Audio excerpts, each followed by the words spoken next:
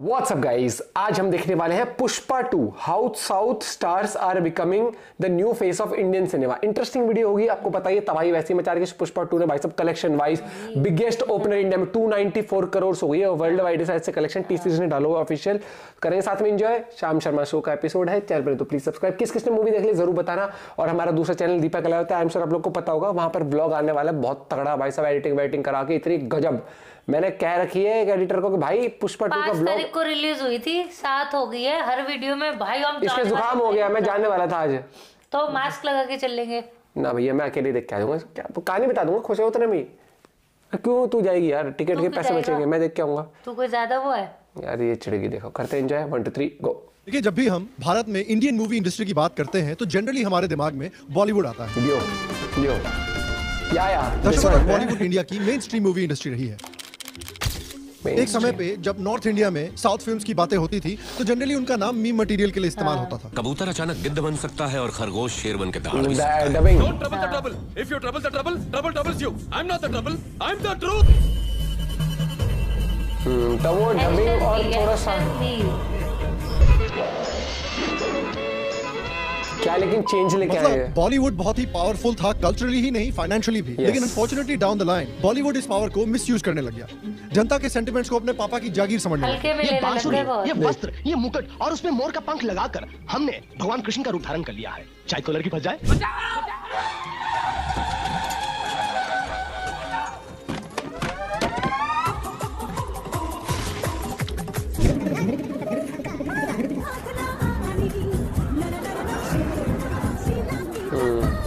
उनका पाकिस्तान प्रेम भी आपको याद होगा, जिसको अक्सर दुश्मन देश समझा जाता है, वो कतई ऐसा नहीं है। मैं बहुत काफी जगह घूमी हूं, लेकिन लंदन, न्यूयॉर्क, इस्तांबुल, पेरिस सब फेल है लाहौर के सामने। कि हम जिंदगी चैनल बंद करके या पाकिस्तानी एक्टर्स को इंडिया से भगा के अगर अटैक नहीं होगा तो बंद कर दीजिए। कितना टेररिज्म पाकिस्तान में फॉलो हो रहा है। बेनजीर भुट्टो मारी, परवेज मुशर्रफ के ऊपर कितने सारे अटैक्स हुए, मैरियट ब्लास्ट कर दिए। So this is not even in control of Pakistan. ये अपने ही ऑडियंस का मजाक उड़ाने लगे। किसी को इतना भी मत डराओ कि डर ही खत्म हो जाए। अब तुम हर एक को बॉयकॉट करोगे और हर फिल्म को बॉयकॉट करोगे तो वो मजाक बन जाएगा, जो वो मजाक बन गया। अगर किसी को फिल्म पसंद नहीं आई है तो उसे नहीं देखनी चाहिए। Pointing fingers is also they are only making these nepotistic stars ना। आप जा रहे हो ना फिल्म देखने, तो मत जाओ। अब नहीं जा रहे। Nobody has forced you. Bollywood उतना ही एरोगेंट हो गया जितने एरोगेंट राहुल गांधी होते हैं अपना 89th इलेक्शन हारने के बाद। तो अब इसी बॉलीवुड की एरोगेंस को खत्म करने के लिए apparently south industry, particularly Telugu और कन्नड़ा इंडस्ट्री ने बॉलीवुड के गढ़ में एंट्री ले ली है। लगता है कि वो कह रहे हैं कि अगर आप अपनी ऑडियंस को एलिनेट करना चाहते हैं तो कोई बात नहीं, हम आपकी ऑडियंस को ले लेंगे। हिंदी में आना है, फिर मराठी में।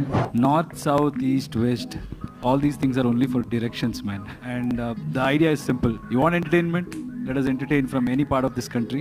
Hello UP, hello Lucknow. Thank you. Thank you so much. Thank you. पहली बार बिहार आया हूँ, पुष्पा कभी झुकेगा नहीं, लेकिन आज पहली बार आपका प्यार के लिए झुकेगा। बताइए यार, पटना में तो इतनी भीड़ लालू यादव को देखने के लिए नहीं होती। आज इसी साउथ इंडस्ट्री ने ना सिर्फ साउथ बल्कि पूरे भारत के दिलो दिमाग पर कब्जा कर लिया है। This is the masterpiece of Indian cinema. Bollywood में भी ऐसा एक्शन नहीं था। एंडिंग I love best है, superb है, superb. Excellent film, superb. Best है, उनका फोटोग्राफ। इसको लैब भी तो करने शुरू कर दिए, फिर देखा ना। Is outstanding, man. Beyond expectation. रोंगटे खड़े कर देने वाले पिक्चर है। मूवी है, सुपर हिट है, सुपर। ऐसी पिक्चर देखिए कोई बर्बाद नहीं होता, आबाद होता है यार। वहाँ पे जीरो लगी, यहाँ पे असली हीरो है। यश बोल सुपरस्टार है। भारतीय कल्चर को वो पॉजिटिवली हाईलाइट करते हैं। ये तो नोटिस करा है कि हाँ बहुत उससे दिखाते हैं। Yes.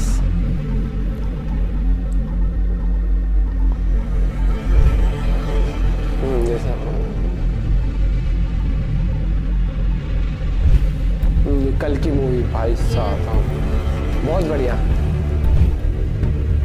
ये तो भाई बहुत आइकॉनिक सीन बोलूंगी इसको मैं। आज साउथ की मूवीज का ये आलम है कि वो पैन इंडिया में रिलीज की जा रही हैं, बॉक्स ऑफिस पे रिकॉर्ड बनाए जा रही हैं और आजकल बॉलीवुड वाले मीम मटेरियल बनते जा रहे हैं। तो आइए देखते हैं कि कैसे साउथ की फिल्में आज भारत की main stream movie industry almost बन चुकी है और बॉलीवुड को रिप्लेस करने के कगार पर है। हेलो श्याम शर्मा शो के इस एपिसोड में आपका बहुत बहुत स्वागत है। मैं हूँ सेकुलरिज्म का सीईओ श्याम शर्मा और आप सबको एक सेकंड। तो देखिए, एक समय हुआ करता था जब बॉलीवुड एक इंडस्ट्री नहीं बल्कि इंडिया का एक सॉफ्ट पावर हब हुआ करता था। 80s, 90s और 2000s बॉलीवुड का गोल्डन पीरियड था।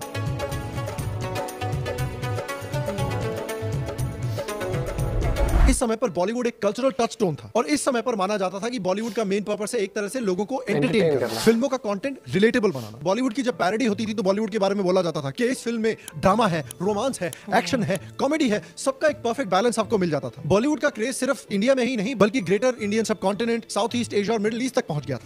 First of all, it was really an honor working with him. It was so great. He is, he's so thoughtful and his presence, you can just feel him. He's Shahrukh Khan, ये पहचान गई प्यारी। ये Yeah, man, this is King Kong. King Kong? King Kong. Oh my God, King Kong! Oh my God, I know this man. It's a Shahrukh Khan, isn't it? Yes, Shahrukh Khan. Bollywood का impact इस समय पर इतना strong था कि southern movie industry के superstars जैसे कि रजनीकांत और श्रीदेवी भी पैन इंडिया रिकॉग्निशन के लिए बॉलीवुड में काम करने आते थे। जैसे रजनीकांत की अंधा कानून, हवलदार। Yes madam. बंद कर दो इसे। चलो। और कमल हासन की एक दूजे के लिए। तू हमारा मकान।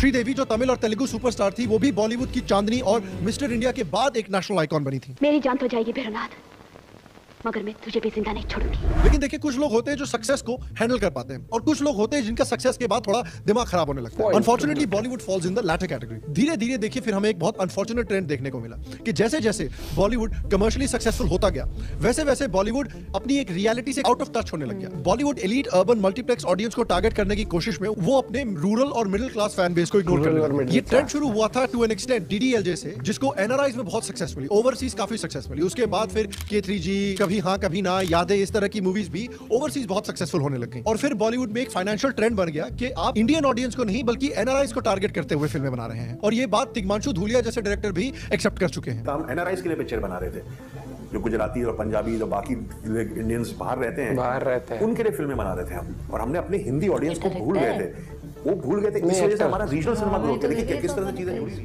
और इसी ट्रेंड की एनआरआईज को टारगेट करते हुए या फिर साउथ दिल्ली की लावण्या को टारगेट करते हुए कई सारी मूवीज निकल के आई हैं बॉलीवुड से, चाहे वो स्टूडेंट ऑफ द ईयर हो, इंट्रोडक्शन होता है आलिया भट्ट का, AKA मूवी में ब्रांड्स की चलती फिरती दुकान का, या फिर आर्चीज हो। देखिए नहीं हमने तो, रिव्यू अच्छे नहीं आए थे।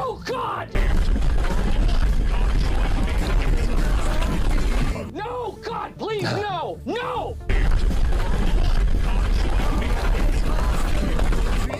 देखिए तुम में से किसी ने मूवी। और उसके साथ साथ जैसे जैसे बॉलीवुड की पावर बढ़ती गई वो और भी आउट ऑफ टच होते गए और अपना मेन गोल भूल गए, जो है ऑडियंस को एंटरटेन करना। ऑडियंस को एंटरटेन करने के बजाय वो ऑडियंस को लेक्चर देने लगे। मतलब इमेजिन कीजिए कि आपने शादी में डांस करने के लिए एक डांस ग्रुप बुलाया है, लेकिन वो डांस करने के बजाय आपको फाइनेंशियल प्लानिंग पर प्रेजेंटेशन देने लगे। अब ये क्या बकवास है, डांस करो ना। फिल्मों में एंटी हिंदू एलिमेंट्स काफी ओपनली दिखने लगे। पीके जैसी मूवीज हो, नहीं का हम पीके हो पीके। सिक्योरिटी ये लग गया फैक्ट्री मां मशीन, ये हो गया थोड़ी सा इन्वेस्टमेंट, और ये हो गया इनागुरेशन। जवान में विलेन देखिए मां काली का भक्त है।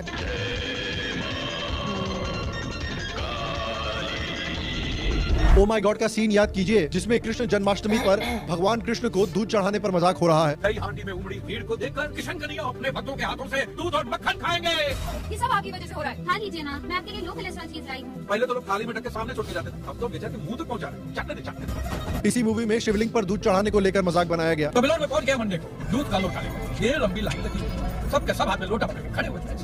मैंने सोचा अंदर जरूर कोई दूध पीने वाला होगा, वरना ये सब तरफ गधे थोड़ी है जैसे लोटा पकड़ के लाइन में खड़े। मेरा नंबर है, मैं अंदर गया, अंदर कोई नहीं था दूध पीने वाला, कोई। बीच में वो काला पत्थर पड़ा हुआ था, उसे शिवलिंग कहते हैं मूर्ख। हाँ शिवलिंग, शिवलिंग पड़ा हुआ। मिशन मंगल में हिंदू बिलीफ्स को ब्लंटली क्वेश्चन किया जा रहा है। Mom, I've always wondered, एक साइंटिस्ट होके भी आप इतनी पूजा नहीं करते? Because I believe in God. There is a power beyond science. Time to change the God. और स्ट्रेटेजिकली ऑलमोस्ट इस्लाम को प्रमोट किया जा रहा है। कुरान है, कुरान किताब है ना, किताब पढ़ना मने सर में। Logic, just look at it. ये दाढ़ी देखिए इनकी, ये भी दिखाई नहीं देना आपको। बस करो सुनील, तुम घर में सबको उनकी मांगी करने से रोकोगे तो कोई खुश कैसे रहेगा? गुजरात के हिंदू मुस्लिम राइट्स में हम लोगों को डिप्लॉय किया गया था। अलर्ट मिला कि कहीं इंटीरियर में एक मुस्लिम फैमिली, माँ बाप 13 साल की बच्ची फंसे पड़े हैं। और एक रेडिकल हिंदू मिलिटेंट ऑर्गेनाइजेशन को इस बात की खबर पड़ गई कश्मीर फाइल जैसी मूवी जब निकल कर आती है तो उसको अटैक किया जाता है, फेक और फॉल्स प्रोपेगेंडा बताया जाता है। Kashmir files is one of the nonsense films but we know who produced it. Bollywood के एक्टर्स के भी कारनामे देखना शुरू कर दीजिए। Red meat I am a big beef guy. All I know is that all the women will be starving, but I'll be eating. I don't need to starve to prove my love for my husband. Modern educated women do Karwa Chauth. Why are you wasting so much of oil and milk on God? Where is it written कि God says मेरे को दूध देना and Hanuman Singh मेरे को तेल डाल। बॉलीवुड के एक्टर्स फिर हमें त्योहारों पर भी ज्ञान पेलने लग गए हैं। प्लीज मेरी सांस को बेरोक रखिए, दिवाली पे पटाखे स्किप कीजिए। Safe holy, most importantly. So save water. अगर स्टैंड लें तो हर चीज पर लो, फिर हाफ हार्टेडली स्टैंड मत लो। फिर अगर बोलना है तो फिर हर चीज में बोलना चाहिए। ये सेफ खेल जाते हैं। करवा चौथ पर ज्ञान मिलने लग गया है। All I know is that all the women will be starving, but I'll be eating. I don't need to starve to prove my love for my husband. Modern educated women do Karwa Chauth. अब ये सब ज्ञान आपको कभी रमजान पे या ईद पे सुनने को ज्यादातर नहीं मिलेगा, क्योंकि देखिए बिना सर के मूवी बनानी काफी मुश्किल होती है। अक्षय कुमार कहते हैं कि वैष्णो देवी मत जाइए क्योंकि उससे पैसा वेस्ट होता है। I used to go to Vaishno Devi every 6 months. And to me to go to Vaishno Devi, I used to spend about 2 lakhs, 3 lakh rupees because दिखते होती थी। जब कोई मूवी रिलीज होने वाली होती है ना, तब देखो कितने ज्यादा रिलीजियस हो जाते हैं। देखा है तूने ये मंदिरों में मत्था टेकना, इतना सब कुछ। 3 lakhs. Why don't I give it to someone? And that is the day I realized I don't need to go. लेकिन 1.5 करोड़ रुपए हाजी अली पे चढ़ाने से बड़ा पुण्य मिलता है। बॉलीवुड डायरेक्टर्स ओपनली कहते हैं कि वो हिंदू सोसाइटी को टारगेट करके रिफॉर्म करने की कोशिश कर रहे हैं। और देखिए बंदर गुलाटी मारना छोड़ सकता है, एक दिन टाइगर श्रॉफ शायद एक एक्चुअल एक्टिंग एक्सप्रेशन भी दे सकता है, लेकिन बॉलीवुड का पाकिस्तान प्रेम कभी कम ही नहीं हो सकता। ज्यादातर बॉलीवुड फिल्मों के हीरोज हमेशा अपर कास्ट हिंदू लोग होते हैं। I truly believe Pakistani players are the best T20 players in the world. नहीं, अगर आप मुझे बता दें कि हम जिंदगी चैनल बंद करके या पाकिस्तानी एक्टर्स को इंडिया से भगा के अगर अटैक नहीं होगा तो बंद कर दीजिए। कुछ कलाकारों के बॉम्बे में कई कोर्ट्स आए थे कि जो पाकिस्तान के कलाकार हैं उन्हें वापस जाना चाहिए। कुछ पर्टिकुलर वो कलाकार ये दो अलग अलग सब्जेक्ट्स हैं। वो टेररिस्ट है, ये कलाकार है। को अक्सर दुश्मन देश समझा जाता है, वो कतई ऐसा नहीं है। मैं काफी जगह घूमी हूँ, लेकिन लंदन, न्यूयॉर्क, इस्तांबुल, पेरिस सब फेल है लाहौर के सामने। वालदा जो है वो लालपुर में पैदा हुई थी, जो कि अब इस्लामाबाद हो गया है। तो हमें तो कभी कोई फर्क मालूम नहीं पड़ा। लेकिन इन सब प्रॉब्लम्स के बावजूद ऐसी डोमिनेशन थी बॉलीवुड की भारतीय मेन स्ट्रीम में कि उनकी पावर 80s, 90s और 2000s में बस बढ़ती ही गई। इनफैक्ट 2010s में भी बढ़ती गई, क्योंकि ऑडियंस के पास और कोई एवेन्यू नहीं था। दूसरे लैंग्वेज की मूवी इंडस्ट्रीज को देखने में प्रॉब्लम ये थी कि एक बड़ा लैंग्वेज बैरियर था। Access to these movies wasn't that easy, क्योंकि आपके टीवी पर जब वो मूवीज आती थी तो बहुत बुरी तरह से डब होकर आती थी और आपके आसपास के थिएटर्स में भी ये मूवीज नहीं लगती थी ज्यादातर। इनफैक्ट 2019 यानी प्री पैंडेमिक वाले साल में बॉलीवुड ने 4000 करोड़ से ज्यादा का रेवेन्यू किया। ये रेवेन्यू 2018 से 30% ज्यादा था। 2017 में बॉलीवुड ने 3000 करोड़ रुपए कमाए थे और 2018 में उन्होंने 3300 करोड़ कमाए थे। उसके कंपैरिजन में 2019 में 4000 करोड़ कमाए थे। लेकिन जो साल 2020 आया, That became a major turning point in Indian cinema, जिसने पूरी इंडियन मूवी इंडस्ट्री को हिला दिया और शायद हमेशा के लिए इंडियन सिनेमा का जो पावर डायनामिक है उसको चेंज कर दिया। क्योंकि अगले साल आता है ग्लोबल पैंडेमिक और आते ही पूरा देश लॉकडाउन हो जाता है। बॉलीवुड की हालत पृथ्वी शॉ जैसी हो जाती है। 2020 में लॉकडाउन लगते ही सिनेमा हॉल्स, मॉल्स, सिनेप्लेक्स सब कुछ बंद हो जाता है और सारा बॉलीवुड रुक जाता है और बॉलीवुड की कई बड़ी बड़ी फिल्में फ्लॉप होने लगती हैं। दे स्टार्ट लूजिंग मनी, चाहे अंग्रेजी मीडियम हो या 83 हो या राधे योर मोस्ट वांटेड भाई हो। लगता है इस फिल्म का टाइटल लॉरेंस बिश्नोई ने लिखा है।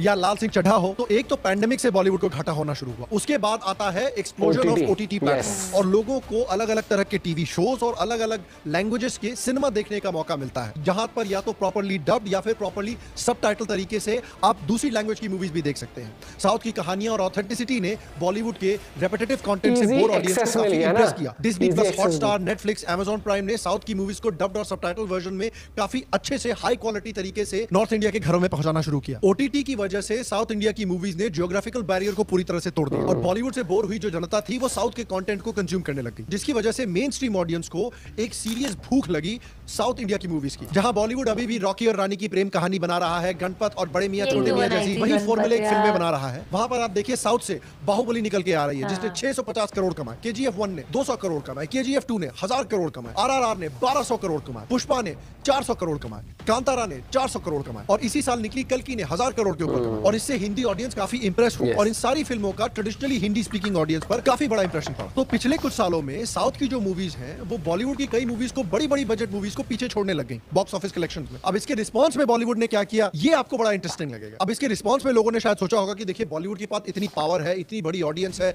इतना कंपेटिटिव एडवांटेज है, तो बॉलीवुड ऑब्वियसली अडेप्ट करेगा। लेकिन बॉलीवुड ने अडेप्ट नहीं किया, उल्टा उन्होंने अपनी ऑडियंस को ही इंसल्ट करना शुरू कर दिया। करीना कपूर ने कहा कि हमारी मूवीज नहीं पसंद आ रही है तो मत देखो, कौन फोर्स कर रहा है। आमिर खान भी कह चुके हैं कि हमारी पिक्चर नहीं अच्छी लग रही तो मत देखो। तो अगर किसी को फिल्म पसंद नहीं आई है तो उसे नहीं देखनी चाहिए। अनुराग कश्यप तो अपनी मूवी को बॉयकॉट करने की जिद कर रहे हैं। बॉयकॉट नहीं हुआ तो मतलब आप इसको लोगों ने इग्नोर कर दिया। आप कहीं ना कहीं बॉलीवुड को रिप्रेजेंट कर रहे हो, ऐसी बातें करोगे। We have it on record, Taapsee and Anurag boycott दोबारा, प्लीज बॉयकॉट। अब इन लोगों को ऑडियंस ने ऐसा बॉयकॉट किया है कि आमिर खान का कमबैक पिछले 4 सालों से हो ही नहीं पा रहा। आलिया भट्ट ने भी कह दिया कि भाई अगर हमारी फिल्में नहीं पसंद है तो मत देखिए। विजय देवरकोंडा कह रहे हैं कि बॉलीवुड बॉयकॉट मूवमेंट को सीरियसली लेना ही नहीं चाहिए। अर्जुन कपूर भी बॉयकॉट मूवमेंट के खिलाफ आवाज उठा रहे हैं। ब्रदर ऐसा है, देखिए आपकी फिल्मों को तो जब से आप लॉन्च हुए हैं तभी से लोग नहीं देख रहे हैं, आप अभी क्यों बोल रहे हैं? और इस वजह से काफी बड़ी बड़ी फाइनेंशियल लॉसेस भी होने लगी है बॉलीवुड मूवीज को। पिछले साल 6 से ज्यादा जो सबसे बड़ी बड़ी हाई प्रोफाइल मूवीज थी वो फ्लॉप हुई है। इस साल भी कई बड़ी बड़ी मल्टी स्टारर मूवीज फ्लॉप हो चुकी हैं। हालत इतनी खराब हो चुकी है बॉलीवुड मूवीज की कि अब योगी आदित्यनाथ से रिक्वेस्ट किया जा रहा है कि इस मूवमेंट को खत्म करवा दे और बॉलीवुड को थोड़ा सपोर्ट कर दे। ये जो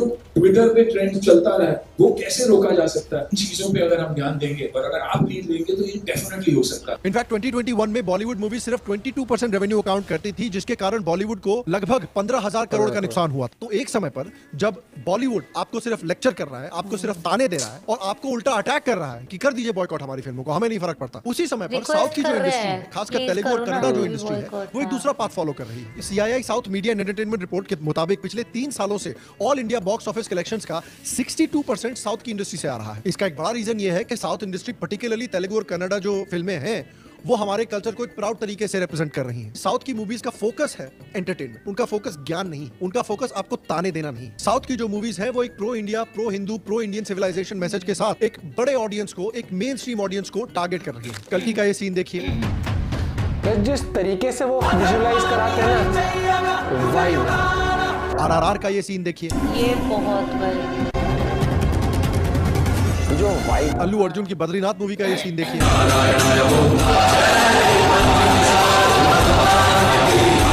बॉलीवुड की जो मूवीज है वो एक बहुत एनआरआई सेंट्रिक है या बहुत ही टियर 1 सिटी सेंट्रिक है, जो मेजॉरिटी टियर 2, टियर 3 सिटीज के ऑडियंस से कनेक्ट नहीं कर पा रही हैं। जबकि साउथ के एक्टर्स हैं वो बिहार जा रहे हैं, यूपी जा रहे हैं, टियर 2, टियर 3 सिटीज में जा रहे हैं बॉलीवुड की ऑडियंस को टारगेट करने के लिए कि अगर आप बॉलीवुड से परेशान हो चुके हैं तो कोई बात नहीं, हमारी फिल्में आके देखिए। और उनके एक्टर्स में भी एक तरह की सिंप्लिसिटी है और अपनी धरती से जुड़े होने का एक फीलिंग है जिसको ऑडियंस बहुत पसंद कर रही है। पूरी इंडियन फिल्म इंडस्ट्री में सिर्फ धनुष ही ये कारनामा कर सकते हैं। एक यश की वीडियो आई थी जहां वो नीचे बैठकर खाना खा रहे थे और उसके ऊपर बॉलीवुड में काफी सारे कमेंट पास हुए थे। Deepavali very very happy Diwali.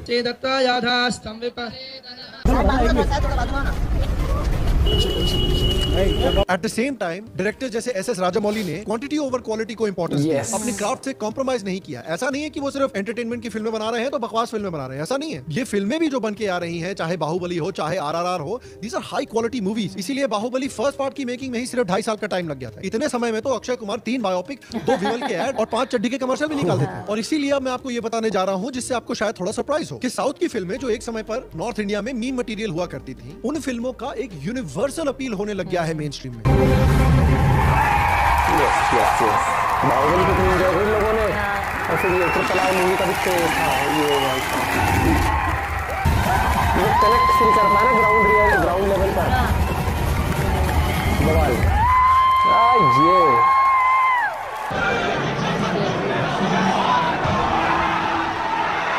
तो नकली वाला लगाया है, ये नकली वाला है।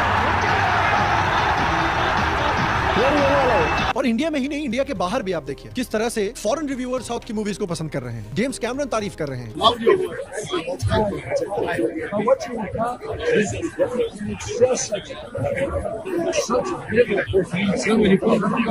ये मूवीज ना सिर्फ मेन स्ट्रीम को अपील कर रही हैं भारत में, बल्कि ग्लोबली भी इंडियन सिनेमा की रिप्रेजेंटेशन बन गई हैं। और पुष्पा इसका एक बहुत इंटरेस्टिंग एग्जांपल है। अल्लू अर्जुन का जो आइकॉनिक डायलॉग है कि मैं झुकेगा नहीं साला, अब तो यार फॉरेन प्लेयर्स करने लग गए हैं वो सेलिब्रेशन। पुष्पराज इनको तो इन्होंने अपना टैगलाइन ही बना लिया है। इसका डांस कर रहे हैं वो स्टेडियम्स में। और पुष्पा 2 के रिलीज के पहले देखिए अल्लू अर्जुन किस तरह से फिर से पटना जाके वहाँ की ऑडियंस को, जो ट्रेडिशनली बॉलीवुड वाचिंग ऑडियंस है, उसको कह रहे हैं कि आइए और हमारी पिक्चरें देखिए। पहली बार बिहार आया हूँ, आपका प्यार और आपका स्वागत के लिए बहुत बहुत शुक्रिया। पुष्पा कभी झुकेगा नहीं। लेकिन आज पहली बार आपका प्यार के लिए झुकेगा। और क्रेज देखिए ऑडियंस का। हजारों लाखों की भीड़, कोई टावर पर चढ़ा है तो कोई होर्डिंग पर। बैरिकेडिंग और लाठी के साथ पुलिस भी मुस्तैद खड़ी है। स्टेज भी पूरे तामझाम के साथ तैयार है। ये है बिहार का पटना। फैंस के लंबे इंतजार के बाद अल्लू अर्जुन जैसे ही स्टेज के पास पहुंचे, फायरवर्क और फिल्म के गाने के साथ उनका स्वागत हुआ। अल्लू अर्जुन ने पहले झुककर मंच को प्रणाम किया, फिर दोनों हाथ ऊपर हवा में उठाकर फैंस से मुखातिब हुए। क्या आपने कभी भी किसी तेलुगु स्टार के लिए ऐसा क्रेज देखा है पहले बिहार में? रामचरण भी अपनी मूवी का प्रमोशन जाकर उत्तर प्रदेश में कर रहे हैं। सबको नमस्कार, अंदर के नमस्कार। Hello UP, hello Lucknow, thank you so much, thank you. Arjun Reddy कह रहे हैं कि वो हिंदी और मराठी सिनेमा दोनों में काम करना चाहते हैं। मैं तो पहले हिंदी में आना है, पहले फिर मराठी में। ये तो थोड़ा सेम लैंग्वेज, मराठी और हिंदी। पवन कल्याण जैसे साउथ के सुपरस्टार हैं जो मेन स्ट्रीम में आकर नॉर्थ साउथ के बीच के गैप को कम करने की कोशिश कर रहे हैं। वो सिर्फ अपने स्टेट में ही नहीं बल्कि अब महाराष्ट्र में भी कैंपेन कर रहे थे।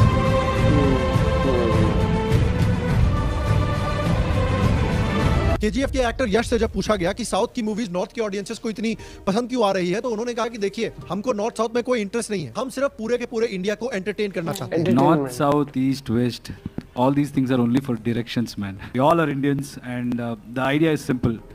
You want entertainment? Let us entertain from any part of this country. South, इसीलिए मैं कह रहा हूँ कि साउथ की इंडस्ट्री ने डिसाइड कर लिया है कि अगर बॉलीवुड सीखना नहीं चाहता, अगर बॉलीवुड इंडिया को एंटरटेन नहीं करना चाहता, तो कोई बात नहीं, आपकी ऑडियंस को हम एंटरटेन कर देंगे। और इसका नतीजा ये हुआ है कि फाइनली बॉलीवुड को थोड़ी सी अकल आ रही है कि यार, अगर हमने कुछ स्ट्रेटेजी चेंज नहीं की तो ये साउथ वाले, खासकर तेलुगु और कन्नड़ा वाले, तो हमारी धोती खींच लेंगे। इसलिए उन्होंने भी ये प्रो नेशनलिस्ट और प्रो कल्चरल मूवीज का एक ट्रेंड शुरू किया है, जैसे कि उरी, तान्हाजी, शेरशाह, आगे भी जाते हुए छावा मूवी निकल के आ रही है संभाजी महाराज पर। तो इस समय पर साउथ की सिनेमा बहुत अग्रेसिव तरीके से मेन स्ट्रीम इंडियन ऑडियंस को टारगेट करके पूरे देश को दिखा रही है कि नॉर्थ इंडिया साउथ इंडिया का फर्क बस दिखावा है, असल में सिर्फ एक इंडिया है। बिहार या यूपी का बंदा हैदराबाद में बनी फिल्म को भी उतनी ही एंजॉय कर सकता है जितना मुंबई में बनी फिल्म को। साउथ सिनेमा और उनके एक्टर्स के लिए ना आर्यन मैटर करता है, ना द्रविडियन मैटर करता है, ना तेलुगु, ना राजस्थानी। उनके लिए सिर्फ एक चीज इंपॉर्टेंट है, वो है इंडियन ऑडियंस। और उनका सिर्फ एक ही गोल है, यानी पूरे इंडिया को एंटरटेन करना। और ये अपने आप में एक बहुत स्ट्रॉन्ग मैसेज है, खासकर उन द्रविडियन पॉलिटिशियंस के लिए या फिर साउथ के उन पॉलिटिशियंस के लिए जो इस समय हिंदी इंपोजिशन और लैंग्वेज शोविनिज्म की बात कर रहे हैं। देखिए, बॉलीवुड इस समय भी बहुत पावरफुल है और अपनी डोमिनेंस को दोबारा रीगेन कर सकता है,